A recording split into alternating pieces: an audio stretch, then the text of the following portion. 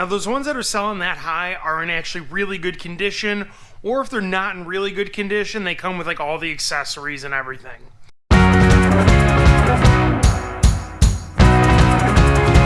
What's going on, everybody? Welcome back to the basement. This is the Big Listing channel. We are gearing up for another week.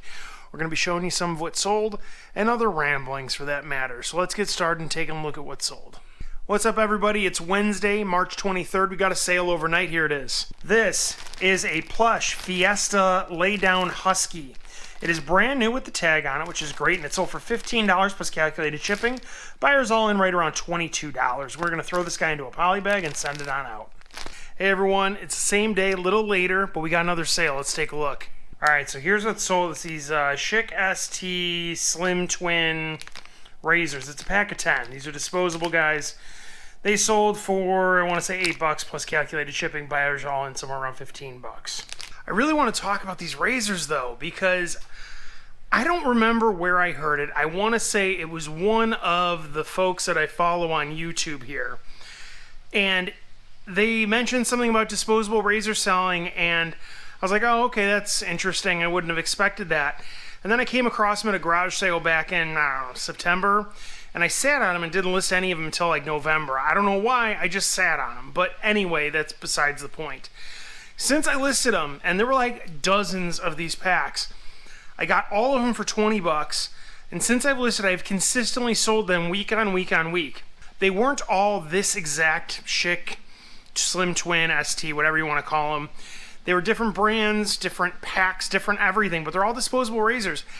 And that $20 has easily turned into $200 at this point. This is one thing that I stumbled upon, and I really wish I could tell you guys where to go to find it, but if you see disposable razors at a super cheap price, like somebody has just like a big bulk lot of them sitting there, just offer them like $5 for them and just see what they say. And if they say, yeah, sure, whatever, or $10 or whatever, just get them. Seriously, just buy them. Don't even think twice about it. They will sell. Price them right. They're those small sales that really make a difference in your business. I'm really happy I came across these, and I just even like remembered that they were a bolo at one point, and I bought them. But I really, really recommend getting these. I think it was one of the better surprise buys that I had last year. So keep an eye out for them this summer when the garage sales are going on. We're in the basement. We're doing some listing. Got another sale. Boom. Sold another one of these Squishmallows, 10s in. This was a great pickup. I have one left, so for $13 plus calculated shipping. My buy cost on these was $5. So it's a pretty sweet deal because $5 into it, sell for $13 plus the shipping. After my fees, I typically have about $11 left, which means I'm profiting about 120%. I'm making $6 on my $5 investment, which is awesome. It's 120%. $5 in, I end up with 11 at the end. It's fantastic. Super happy about it. I had 6 of these to start, so 5 into them. I mean, I profited $30 on these. And this was one of 4 different variants of these Squishmallows that I bought at $5. Did great with them. And that's really what it's all about. Like I've said in past videos, just doubling your money over and over and over again until you get those sales, you build up enough revenue, you build up enough capital. And, you can just move on to the next thing, buy bigger, source more. Maybe you decide you're going to use eBay as like an up channel, if you will, to start an Amazon reselling business. Maybe you want to go into FBA, what have you. There's so many options out there. I know everybody says it, but there's really no cap on this. Not that I want to talk yet because I don't think I've hit even what I'd be comfortable hitting monthly. Regularly for that matter, but there really is no cap on this. It truly is like the amount of money you put into it, the amount of time you put into it, you're going to make that money back and then some. So I'm really happy. This is just a great example for these Squishmallows and how to make some money and double it up. What's up, everybody? It is Thursday, March 24th, and we had a couple sales today, and we'll get to those. But first, I got to tell you about something that happened. So last night I showed you guys what sold, and then I did the shipping. I was in the middle of listing, and I got a notification on my phone about a return request. We don't like return requests. We all know that as sellers, or, if you just kind of follow along, maybe you're not a seller, but you just enjoy the content. We don't really like return requests. This one was particularly interesting, though, because it was a Garmin GPS. Now, you guys didn't see this on the last video because it was part of one of the clips where the audio didn't record. but I sold a Garmin GPS for $7 plus $5 shipping, and the condition was listed as 4 parts or not working, meaning that I'm selling it to you knowingly with problems. With that, I don't need to accept returns. I have it listed as no returns accepted, the whole shebang. Well, they still requested a return because they decided to not read the description or the item specifics and said, it's not working. I don't understand. Why isn't it working? The touch screen doesn't work right. Anyway, I call eBay. It was like 10:30 at night. They're in Pacific time, so I reached out to them because it was 8:30. I think they're open till like 9. And I said, hey, this is the situation. Like, it doesn't seem right. They said, oh yeah, you file an appeal, the whole thing. So I filed the appeal. Now, I've been winning return cases and all sorts of stuff, not having to refund, because my documentation's pretty ironclad, but there's a lot of exchange in that. This was pretty like straightforward. You shouldn't have to refund people for stuff that is sold as broken. So they filed the appeal for me. They said I'll receive a response shortly. A couple hours later, I get a response that says, yeah, you got to refund them. What?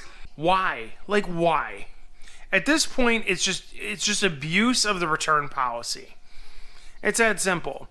You know, unless you have like really long-standing documentation, it's like ironclad like I've had the last few times, yeah, sure, it might work in your favor, but otherwise, eBay sides with the buyer. I would say that whenever you talk to a seller, if you ask them what their biggest complaint about eBay is or selling on eBay, I would be hard-pressed to find somebody where in their top 2 complaints is not seller support from eBay themselves. So eBay, if you're listening, like, support your sellers, man. This is bad. So I issued the refund. I didn't even ask for the item back because when you list something as no returns and then somebody requests a return, you're responsible for the shipping label to be sent to them. So it cost me like $4.50 to send it in the first place, which is why I charged $5 shipping. But then I would have to spend another like $4 or $5 to get it back to me. Like, I'm not going to do this. I'm losing more money just to get it back to me so that I can, maybe lose more money again? So I just refunded them. I had to give them back like $10.64, I think it was.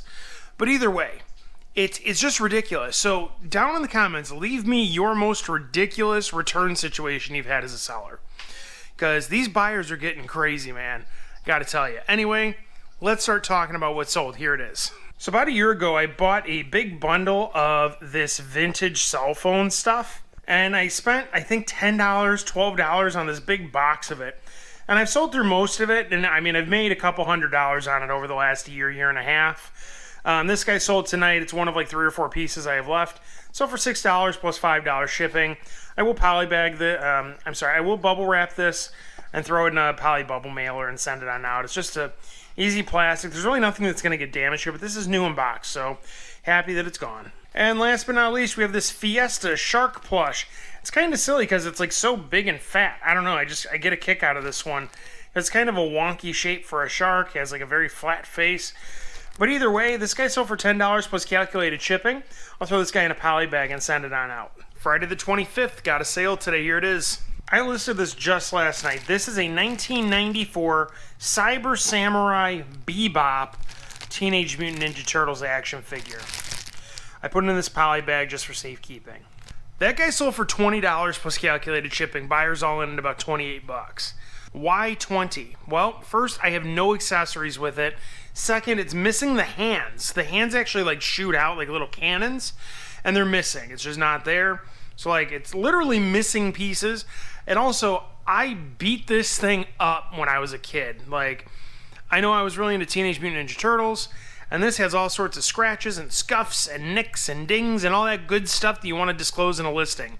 So $20 for a super beat up vintage 90s comic book action figure is really awesome. So, moral of this story, if you have 90s action figures, especially like Teenage Mutant Ninja Turtles, Power Rangers, Jurassic Park, all that sort of stuff, especially because there's a whole resurgence of it now, list it. List it now. Put it up. Because these kinds of things come in waves. It's just how it is. Everything's cyclical. And so I'm sure if you're around my age, I'm 33, so if you're in the vicinity of 33, I'm sure that this will last for a little while longer, and then it'll wane, and another like 30 years it'll come back again when we're all old. And that's fine, but I'm not sure about you. When I'm like 80 and this stuff might be resurging again, or resurfacing, I guess I should say. Yeah, I'm not planning on be doing eBay at that point. I'm hoping to just be like sitting back and chilling out. So put it up now. Seriously, you'll make money on it, I promise. What's going on, everybody? It is Sunday, March 27th. Got a small sale today, but first I want to talk about something interesting that happened. So a couple days ago, I got a return request for an item that was for parts and all this stuff. I think I talked about it already. Anyway, what happened today is I got another notification through eBay that said, don't worry, you're covered by your seller protection. What do you mean I'm covered by seller protection? You declined my appeal on that situation. Well, it turns out that this buyer went ahead and filed a fraud claim through their credit card, trying to claim that I stole money from them. Awesome. Super excited about this.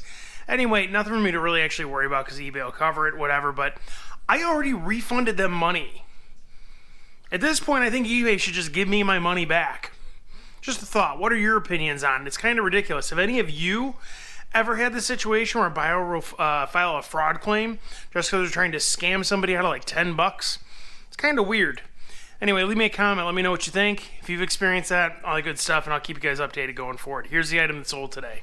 Sold another one of these fungus treatments, Optinail 2-in-1s. Sold for $10 plus calculated shipping. I will bubble wrap this and throw it in a 9x6x4 box because it just fits pretty well.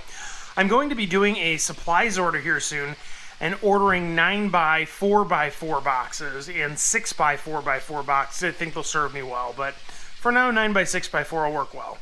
Alright everybody, that's the video for the week. I hope everybody enjoyed. I hope you all learned something too. I know I always say this, but just seeing what's sold is helpful. I know I learned a lot that way from other folks. Hopefully you're able to take something away from that.